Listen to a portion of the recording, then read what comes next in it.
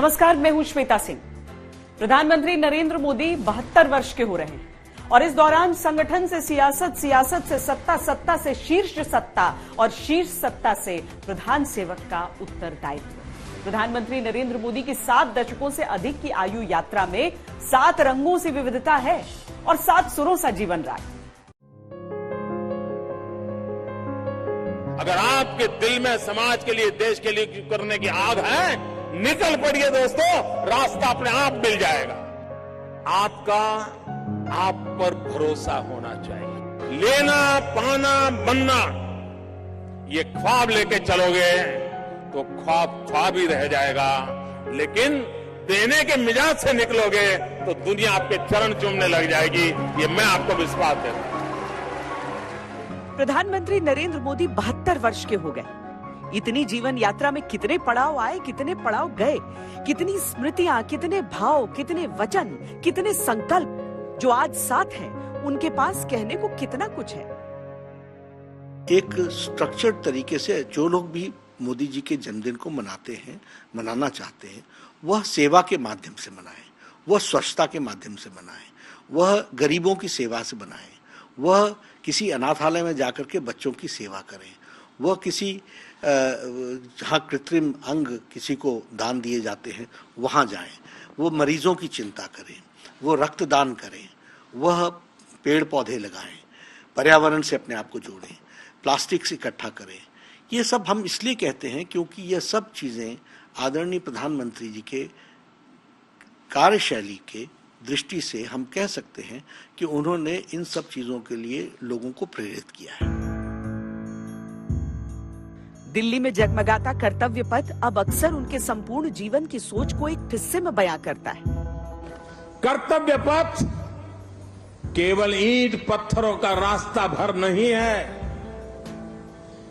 ये भारत के लोकतांत्रिक अतीत और सर्वकालिक आदर्शों का जीवंत मार्ग है। यहां जब देश के लोग आएंगे, वो नेताजी की प्रतिमा, नेशनल वॉर मेमोरियल, ये सब उन्हें कितनी बड़ी प्रेरणा देंगे, उन्हें कर्तव्य बोध से ओतप्रोत करेंगे। गुजरात में स्टैच्यू ऑफ यूनिटी काफी पहले से राष्ट्रवाद के जुनून की उनकी कहानी सुनाती है। He said, bring metal, not any metal. Bring metal that has been used in the fields of farmers. So the Loha campaign was launched, which was a huge campaign. Perhaps I am not very sure, but my own understanding is this kind of a campaign may not have been ever launched earlier, and perhaps so far it hasn't been done. Close to 1,69,000 villages of this country contributed. So we got 1,69,000 odd boxes, maybe 253, 16925 boxes, which had one piece of metal that was used by the farmer within his field. जो सामने आया वो कह दिया।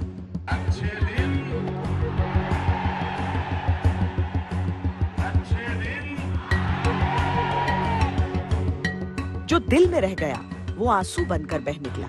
मोदी जी, मैंने ईश्वर को तो नहीं देखा, लेकिन मैंने आपको ईश्वर के रूप में देखा है। आपको बहुत बहुत धन्यवाद। जब मौका मिला तो आंसुओं की कितनी ही कहानियां बदल दी। एक गांव की निवासिनी, मेरी घरेलू महिला सहयोगी, प्रभा नाम, तो मैंने उससे एक बार हंसकर कहा, चुनाव में किसको वोट दोगी? तो उसने कहा, मोदी जी के दे भाई। तो हमने कहा, क्यों मोदी जी को क्यों दोगी तुम? तो उसने कहा कि ये दीदी एक बात कही थी, अपने सुनिए। हमरा बाप दादा अंधेरा धुंधेरा में जी के मर गल थी, आ हमनी के घर में अब चकाचक बत्ती जल है, ये मोदी जी के देन है। और एकरा से भी बढ़ के देखूं, हमर सास, हमर माए, दादी परदादी सब के हूँ, हमहू आधा जिंदगी चूल्हा झोंके के रही, खांसी हो जाते रहे, फूकते फूकते चूल्हा। बाकी अब हमनी के पुतोह सब गैस पर खाना पकड़े थे। अब हम लोग हमेशा चूल्हा रहित, ईंधन रहित चूल्हे की बात करते थे। उस बात को उन्होंने साकार किया, समझा। 21 साल बीत गए, संवैधानिक सत्ता के चुने मुखिया की भूमिका निभाते, लेकिन लक्ष्यों की यात्रा अब भी निरंतर जारी है। प्रधानमंत्री के दायित्व का दूसरा कार्यकाल पूर्णता की ओर बढ़ चला, लेकिन विचारों का मंथन रोज नए ख्वाब बुनता है। प्रधान सेवक के कर्तव्यों ने देश की राजनीति की धुरी बना दिया, लेकिन दिल में अब भी वडनगर का वही स्वयं सेवक रहता है, जिसने देखी है वो पूरी यात्रा साधारण से असाधारण बनने की।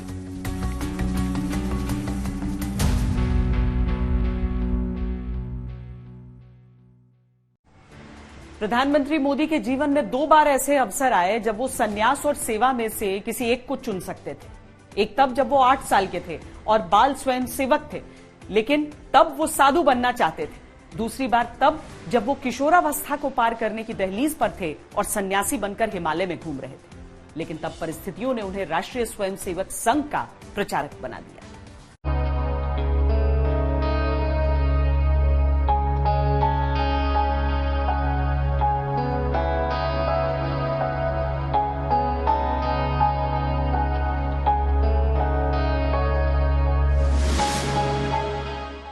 के दशक तक गुजरात में आरएसएस ने सांस्कृतिक चेतना के आधार पर अपनी अच्छी खासी जमीन तैयार कर ली थी। नरेंद्र मोदी 8 साल की उम्र में संघ की शाखाओं का अनुभव ले चुके थे। हिमालय के 2 वर्ष लंबे प्रवास के बाद जब वो वापस गुजरात लौटे तो 1967 में अहमदाबाद आरएसएस शाखा से जुड़ गए।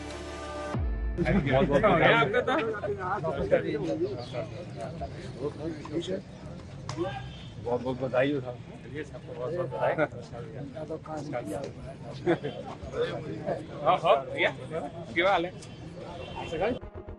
संघ के अनुशासन और नीतियों में नरेंद्र मोदी इतना घुल मिल गए कि मिलने वाले हर काम को पूरी ईमानदारी से निभाते गए। वकील साहब यानी लक्ष्मण राव इनामदार की वरिष्ठता तब बहुत काम आई उनके।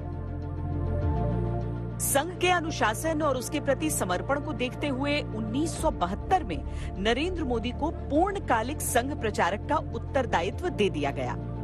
नरेंद्र मोदी पूरे गुजरात में घूमने लगे।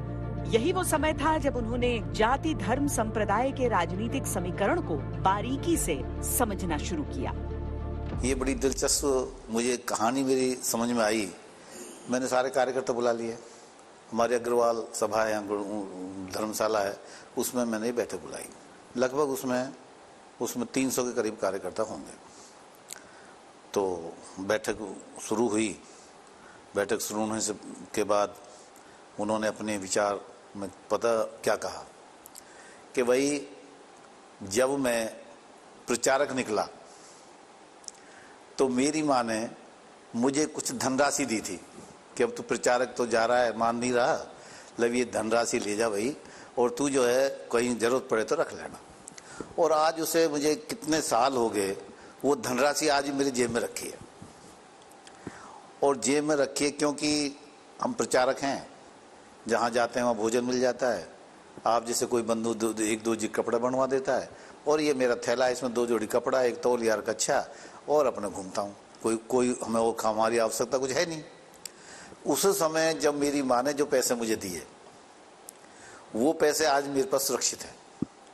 और आज मैं इस जो इनके पति शहादत दी है और उनकी पत्नी को हमने टिकट दिया है, आज इस चुनाव के लिए जो पैसे मेरी माँ ने मुझे कभी दिए थे वो कत्तर में लिपटे हुए थे, और कत्तर से खोल करके कई उसमें होते थे, वो गिने नहीं कि जितनी राशि आज मैं चुनाव में दे रहा हूँ।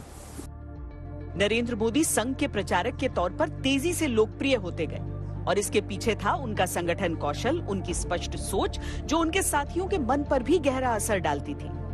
वहाँ पे एक संघ का वर्ग होना था, तो वहाँ पे नरेंद्र भाई हम सबको एकत्रीकरण सूरत महानगर का करके सभी लोगों को लेके गए थे, और वहाँ पे कई बबूल के पेड़ लगे हुए थे। और बबूल के पेड़ होने के कारण नरेंद्र भाई का आग्रह ऐसा था कि सभी कार्यकर्ता मिलके इस जमीन को समतल बनाएंगे और उस जगह पे फिर वर्ग होगा। उस वक्त के हमारे सुशील जी पोधार करके एक सूरत के उद्योगपति कार्यकर्ता थे, उनका आग्रह ऐसा था कि ये कार्य तो उनकी फैक्ट्री के कुछ मजदूर आ जाएंगे ट्रैक्टर के अंदर और आके समतल बना देंगे, हम कार्यकर्ताओं को करने की आवश्यकता नहीं है। मगर नरेंद्र भाई का आग्रह ऐसा था कि ये कार्य सभी कार्यकर्ताओं को मिलकर करना चाहिए, क्योंकि हमारा काम है तो हमको ही करना चाहिए। दिन निकलने से पहले दिनचर्या शुरू होती थी और देर रात तक लोगों के बीच घूमना और उन्हें आरएसएस के सांस्कृतिक कार्यक्रमों से जोड़ना, यही काम था नरेंद्र मोदी का। लेकिन उनके उन दिनों के साथ ही जब याद करते हैं तो कई पन्ने ऐसे खुल जाते हैं जिनमें स्पष्ट लिखा है कि नरेंद्र मोदी किस सोच के साथ तब आगे बढ़ रहे थे। किसी कार्यकर्ता के घर हम गए, उनका उस समय कोई वो कार्यकर्ता बंदूक खाना खा के उठे थे, वो अपने धरपति को आवाज लगा रहे थे कि बर्तन उठा लेते नरेंद्र भाई आए हैं। तो उन्होंने कहा भाई वो आवाज लगा रहे, वो काम कर, आप खुद उठ के बर्तन रख दो। एक उन्होंने जो कहा कि एक छोटे छोटे परिवार की भी चिंता करना, भाई अपना काम खुद करो, खुद कपड़े करो। कपड़ों के बारे में भी उनको एकदम साफ सफाई वाले इस्तीबंद कपड़े, शुरू से उनका आग्रह था कि आप कहीं भी जाते हो तो आपका व्यक्तित्व एकदम निखरा हुआ होना चाहिए, व्यक्तित्व साफ होना चाहिए। ये वो दौर था जब देश में इंदिरा गांधी की सरकार थी और राजनीतिक अस्थिरता चरम पर थी। दूसरी ओर गुजरात सांप्रदायिकता की चपेट में था। नवनिर्माण आंदोलन देश की सरकार के खिलाफ तैयार हुआ। नरेंद्र मोदी ने अपने विचारों से गुजरात में इसे जन आंदोलन में तब्दील किया। वो समय भी आया जब देश में आपातकाल लगा और नरेंद्र मोदी भेष बदल बदल कर सरकार के खिलाफ चल रहे आंदोलन में अपनी भूमिका निभाते रहे। नरेंद्र मोदी तब तक आरएसएस समेत जनसंघ के तमाम बड़े नेताओं के संपर्क में आ चुके थे। जनसंघ ही 1980 में भारतीय जनता पार्टी बनी और नरेंद्र मोदी को तब आरएसएस। बीजेपी की गुजरात इकाई में शामिल नरेंद्र मोदी के पास कई तरह के दायित्व थे। देश भर से आने वाले नेताओं की व्यवस्था को देखना, साथ ही गुजरात में उनके कार्यक्रम की रूपरेखा तैयार करना। वो अपना काम पूरी लगन से करते थे। इसी को देखते हुए उन्हें 1988 में गुजरात बीजेपी का संगठन महासचिव बना दिया गया।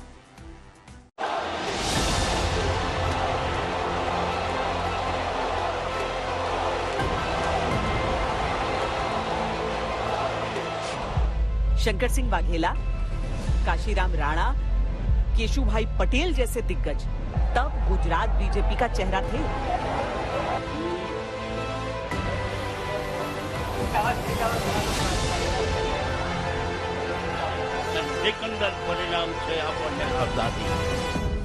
नरेंद्र मोदी का काम था संघ और पार्टी के बीच पुल का काम करना और पार्टी का प्रचार करना, लोगों को पार्टी से जोड़ना। नरेंद्र मोदी अपने काम में जुट गए। प्रचारक की भूमिका में जो और जितना समझा था उसे जमीन पर उतारने का समय भी यही था।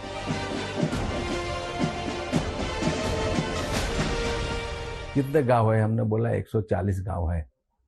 140 गांव में से 500 लोग आएंगे और वो भी आपका लक्ष्य 500 लोगों का, वो कैसे चलेगा? तो हमने बोला नहीं 500 तो आ जाएंगे, 500 नहीं, आप लक्ष्य 5000 का रखो।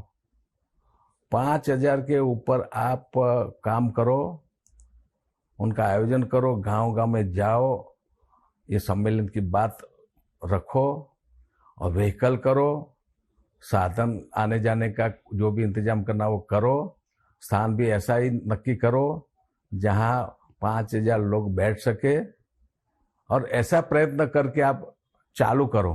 तो उनका परिणाम ये आया। हमारा जो सम्मेलन था उसमें 2000 लोग आए, जो हम लक्ष्य 500 लोग रखते थे, इसमें 250-300 आने वाले थे, लेकिन 5000 लक्ष्य रखा तो 2000 लोगों का हमारा बड़ा सम्मेलन हुआ। संघ के संस्कारों को लेकर नरेंद्र मोदी आगे बढ़े। उनके लिए कोई भी एक घटना जन आंदोलन बनाने का जरिया होती थी। एक होनी चाहिए संवेदना, दूसरी होती है ह्यूमन रिसोर्स को मोबिलाइज करना। वो अच्छी तरह समझते थे कि जनता के बड़े वर्ग के बीच पनपती राजनीतिक महत्वाकांक्षाओं का प्रयोग कैसे करना है।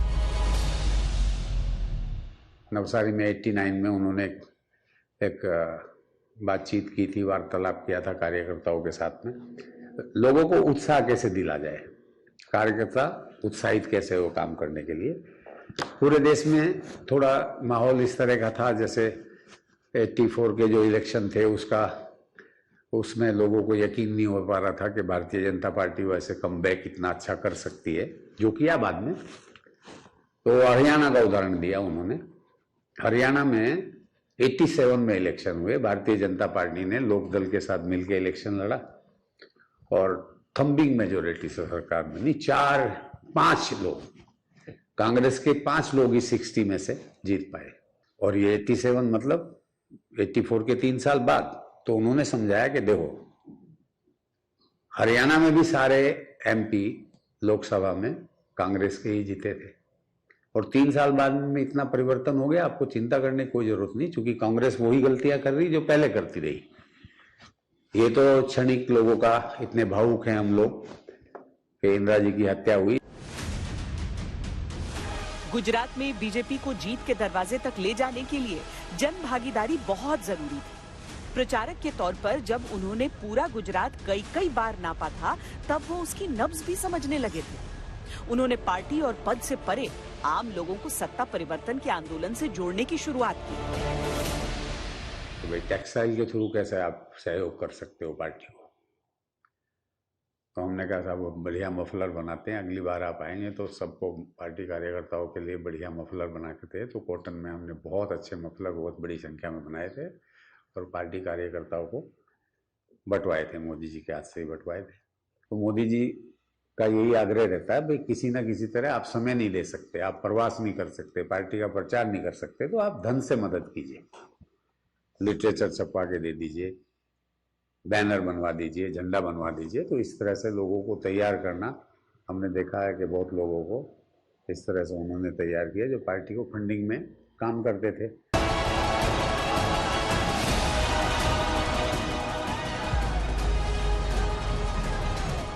भाषण कला में निपुण नरेंद्र मोदी जब भीड़ के बीच किसी कार्यकर्ता को उसके नाम से पुकारते थे तो मजबूत रिश्ता बनता था। ये वीर माताओं की भूमि है जो अपने गोद से वीरों को जन्म देती है। एक तरफ बाबा का आशीर्वाद और दूसरी तरफ ईश्वर रूप जनता जनार्दन का आशीर्वाद।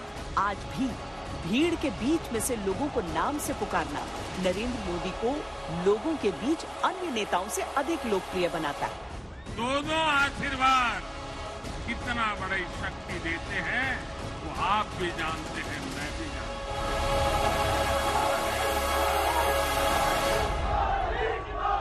हूं। छोटे कार्यकर्ताओं को अलग से बुलाना,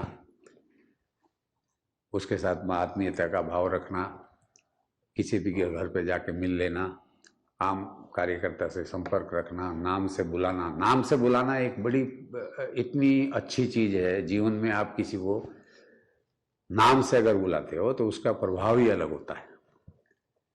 मुझे हमेशा प्रेम जी जैसे दूर से बुला के प्रेम जी करके, एग्रीकल्चर महोत्सव हुआ नवसारी में, मंच से उतर रहे थे, मेरे ऊपर निगाह पड़ गई, दूर से बुलाया, अरे प्रेम जी कहाँ हो आप, इधर आओ।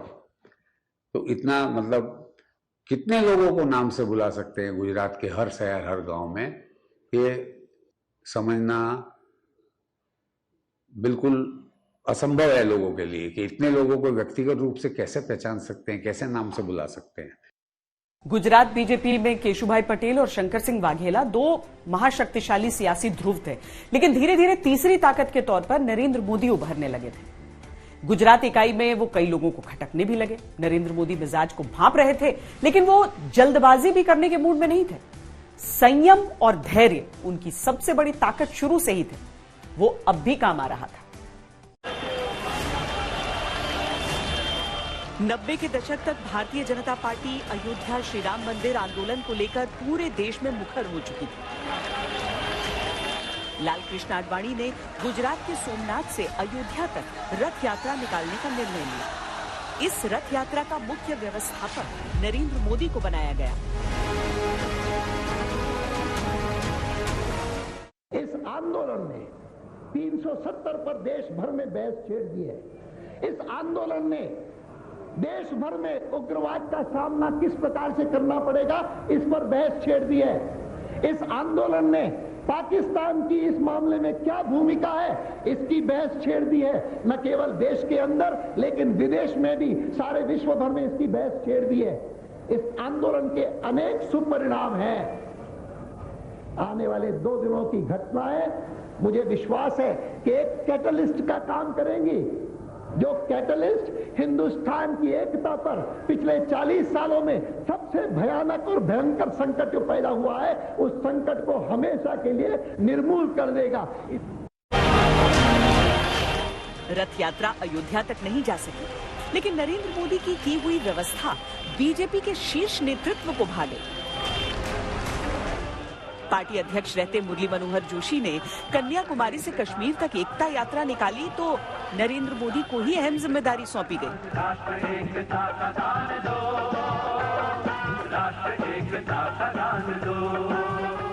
नरेंद्र मोदी ने तब कश्मीर के लाल चौक पर तिरंगा फहराया था, जिसने पहले से धार्मिक पहचान से जुड़ी बीजेपी के साथ राष्ट्रवाद के रंग को जोड़ दिया।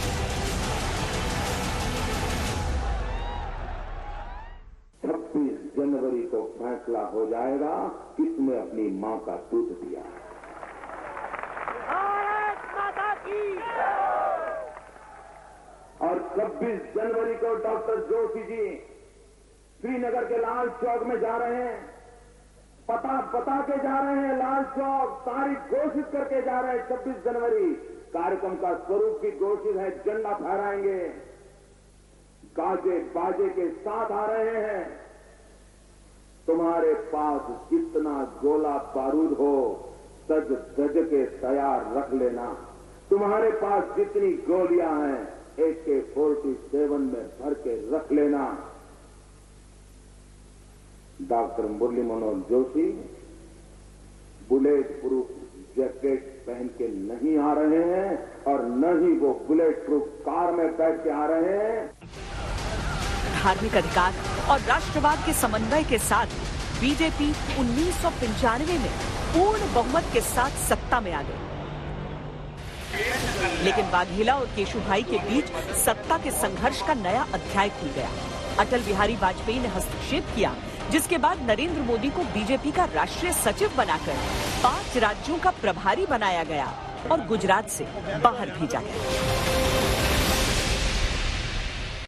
गुजरात की रग रग को समझ चुके नरेंद्र मोदी के लिए दिल्ली की राजनीति एक जिम्मेदारी ही थी। उन्हें गुजरात से दूर दिल्ली भेजा गया था और 5 राज्यों का प्रभारी बनाया गया था। लेकिन नरेंद्र मोदी ने इस दौर को देश का मन समझने में लगा दिया, जो प्रधानमंत्री बनने के बाद बहुत काम आया। 1999 में जब वो आसाम आए थे, तब मैं स्टेट में ऑफिस सेक्रेटरी था। तब उन्होंने बोला कि तुम लोग काम नहीं करते ठीक से। तो मैंने बोला कि तब चुनाव हो गया था 99 का। तो मैंने बोला कि सर हम लोग तो चुनाव में 33% वोट मिला है और गवर्नमेंट जो चल रहा है अभी AGP का, उनको 35% मिला है और 33% तक हमको किसी ने कोई ट्रेनिंग कोचिंग कुछ नहीं दिया, हमने अपने बलबूते पे आ गया। तब उन्होंने वो बात करते करते हम लोग को फैंसी बाजार तक पहुंचा। तब उन्होंने 5-10 मिनट चुप रहा, फिर बोला कि मैं तुम लोगों को ट्रेनिंग दूंगा। और फिर बाद में उन्होंने 4 ट्रेनिंग कैंप आसाम में किया और ट्रेनिंग कैंप का एक ही उद्देश्य था, चुनाव कैसे लड़ा जाता है। नरेंद्र मोदी ने पार्टी के लिए काम करते समय चुनावी लोकतंत्र को जिस रूप में तब समझा, वो उनकी आज की राजनीति में नजर आता है। चुनाव के लिए जो 18 इयर्स एंड अबव होते हैं, उनको हम टारगेट करते हैं कि वो हमारा वोटर है। लेकिन उन्होंने बोला कि एक्चुअली डेमोक्रेसी को स्ट्रेंथन करने के लिए बच्चे से लेकर सबको इन्वॉल्व होना चाहिए। तो बच्चे को इन्वॉल्व करने के लिए उन्होंने बताया कि स्कूल में जाना चाहिए, वहां में डेमोक्रेसी का कैंपेन चलाना चाहिए और बच्चों को बोलना चाहिए, जितना भी छोटा हो, LP स्कूल का भी बच्चा हो, उनको बोलना चाहिए कि चुनाव के दिन घर में सवेरे उठना, कोई बर्तन लेना, कुछ लेना और ढांग ढांग बजाना और पिताजी माताजी भाई बहन जो है सबको बताना कि पहले जाओ वोट दो, फिर हमको खाना देना। वो बच्चे का जो मोटिवेशन है वो एकदम छोटे से होता है। तब क्या होता है, चुनाव में 0.5 to 1% वोट भी बढ़ जाता है। एक समय ऐसा भी आया जब दिल्ली की राजनीति में भी उनका रुतबा वैसे ही होने लगा था जैसा गुजरात में वो हासिल कर चुके थे। उनकी निडरता और चतुराई बीजेपी के भीतर चर्चा का विषय बनती थी। उस समय जोशी जी अध्यक्ष थे तो दिल्ली में इनकी ड्यूटी लगी कि प्रदर्शन होना है और गवर्नमेंट ने अनाउंस कर दिया था कि वहां किसी को फटकने चिड़िया भी पर नहीं मारेगी। उन्होंने जो उनका एक थैला बैग रहता था उस बैग में से अपना ट्रांजिस्टर निकाला, ट्रांजिस्टर ऑन करके बोले भाई ये एक इसका बटन है, इसको धीरे धीरे घुमाते रहो, कई बारी घुमाना पड़ेगा और इसके अंदर एक पिच जब तुम्हें लगे कि पुलिस की वायरलेस की आवाज आ रही है तो उसको रुक देना। तो काफी देर लगने के बाद एकदम उसने कैच किया। जब कैच करने के एक बार हल्की सी आवाज आई तो कहते बस सब छोड़ दो, लाओ मेरे पास। तो उन्होंने बिल्कुल उस पिच को उस टाइप पे सेट किया जहां वायरलेस की आवाजें हमें सुन रही थी कि वहां 6 लोग आ रहे हैं, उन्हें गिरफ्तार करो, वहां वो पटके वाले हैं, इस जगह की खबर है, जंतर मंतर के ऊपर 10 लोग छुपे। मतलब वहां कंट्रोल रूम में शिकायतें या इंफॉर्मेशन जारी थी। तो बोले देखो अब हम कम से कम बेमौत तो नहीं मरेंगे। 1999 का ये वही दौर था जब करगिल युद्ध के दौरान नरेंद्र मोदी टीवी बहस और चर्चाओं में पार्टी के राष्ट्रवाद का रूप लेकर दिखने लगे।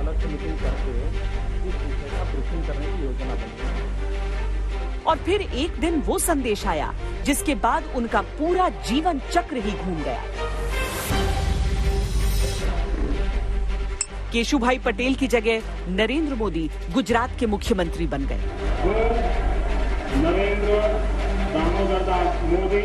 अब वही संगठन था जिसके लिए खून पसीना बहाया था, वही कार्यकर्ता और साथी थे जिनके साथ संघर्ष के दिन गुजारे थे, और वही गुजरात था जो दिल में बसता था। ये दिल दुखा जब गुजरात भयंकर भूकंप में तहस नहस हो गया।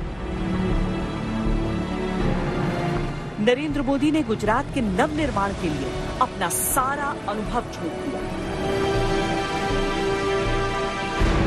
2002 के सांप्रदायिक दंगों की विभीषिका के बीच जब पूरे जीवन की व्यक्तिगत और राजनीतिक साख दांव पर लग चुकी थी, तब नरेंद्र मोदी ने गुजरात विधानसभा चुनावों में बम्पर जीत हासिल करके ये संकेत दिया कि अब उन्हें डिगा पाना आसान नहीं होगा, क्योंकि ये सिर्फ चुनावी संयोग नहीं था, बल्कि वो पूरी तरह तैयार थे।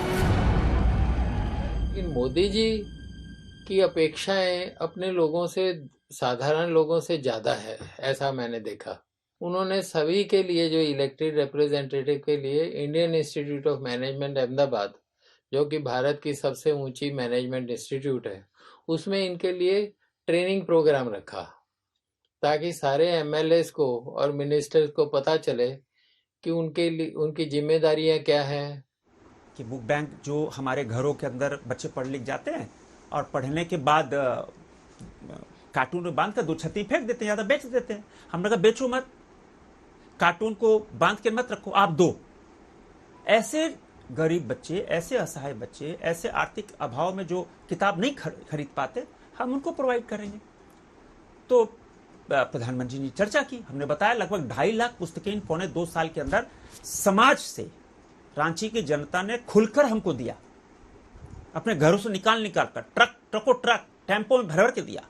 और वैसी पुस्तकें हम फिर ऐसे असहाय बच्चे, हमारे रांची लोकसभा नहीं, झारखंड के किसी भी बच्चे को सच मेरे आते हैं, मेडिकल की पुस्तकें, बीटेक की पुस्तकें, लॉ की पुस्तकें, हायर एजुकेशन, माध्यमिक पुस्तकें, सब तरह की हैं, इवन नोट्स भी, वो सब बच्चे ले जाते हैं। तो प्रधानमंत्री जी ने बहुत आशीर्वाद दिया हमको, बहुत अच्छा काम है।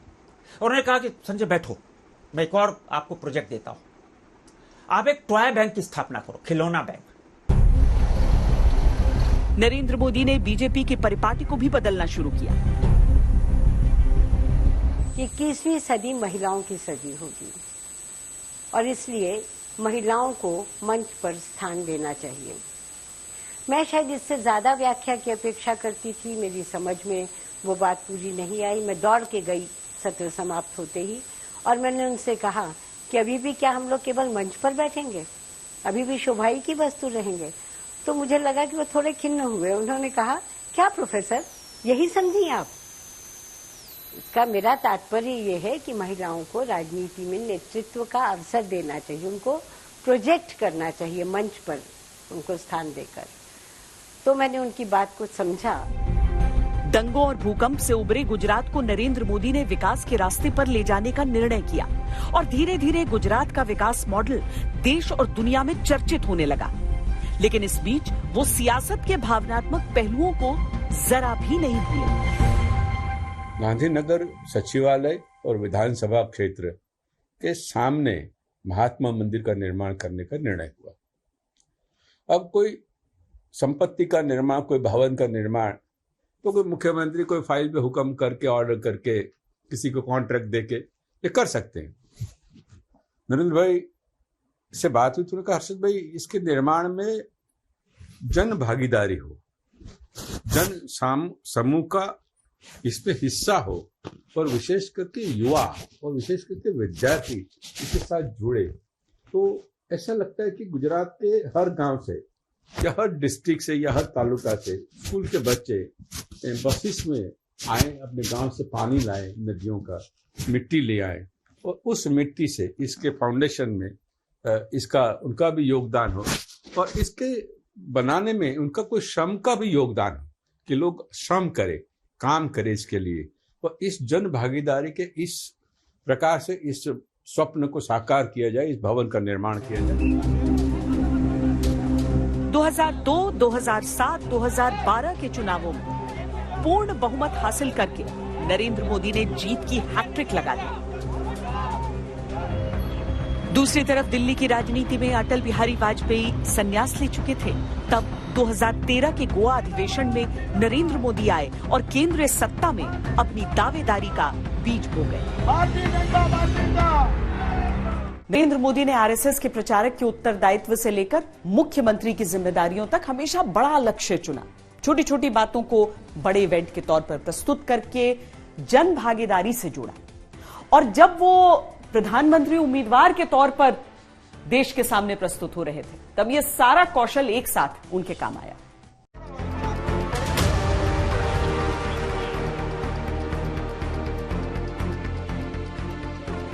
इसके लिए तो छप्पनी का सीना लगता है। मुझे तो मां गंगा ने बुलाया है।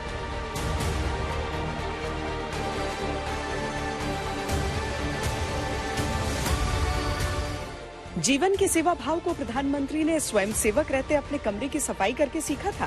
प्रधानमंत्री बने तो देश को पहला लक्ष्य ही स्वच्छता का दिया। बात छोटी सी थी लेकिन जन आंदोलन बन गई। उस भाषण के अंदर कहा कि 2 अक्टूबर को महात्मा गांधी जी की जयंती पर देश में सफाई अभियान चलेगा। हम प्रत्येक कोने में सफाई करेंगे और देश के लोगों ने भी इसको जो है सराहा है कि मोदी जी ने वास्तव में, जिसके बारे में कोई नहीं सोचता सफाई के बारे में, केवल अपने घर की सफाई के बारे में सोचते हैं, पड़ोसी की सफाई के बारे में नहीं सोचते। इतना मुझे उनसे मिलकर मुझे सीखने का मौका मिला।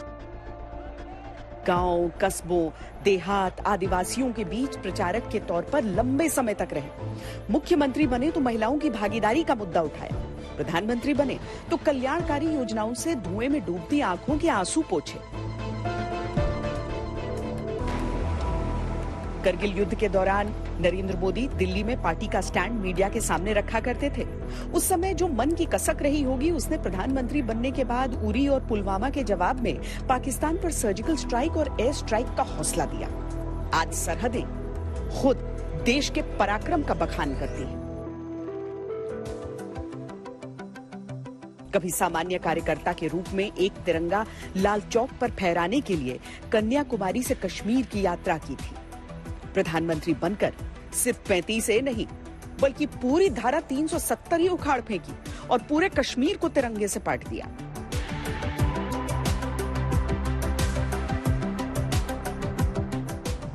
कोरोना का संक्रमण प्रधानमंत्री के जीवन की शायद सबसे बड़ी चुनौती बनकर आई, लेकिन आपदा में अवसर की अवधारणा और वैज्ञानिकों पर उनके भरोसे ने दुनिया को भारत का सामर्थ्य दिखा दिया। कोरोना से निपटने के लिए अनुशासन सबसे जरूरी था और जो जीवन से उन्होंने सीखा वो काम आया। जैसे गुजरात बदला, वैसे देश के नवनिर्माण की प्रक्रिया निरंतर चल रही है। काशी कॉरिडोर हो, अयोध्या का श्री राम मंदिर हो या सोमनाथ सर्किट, अटल टनल हो, बोगीबिल ब्रिज हो, चिनाब ब्रिज हो या INS विक्रांत, हर मोर्चे पर देश बदल रहा है। विक्रांत! इंडिया गेट पर अमर जवान ज्योति की परंपराएं बदल चुकी हैं। राजपथ अब कर्तव्य पथ है।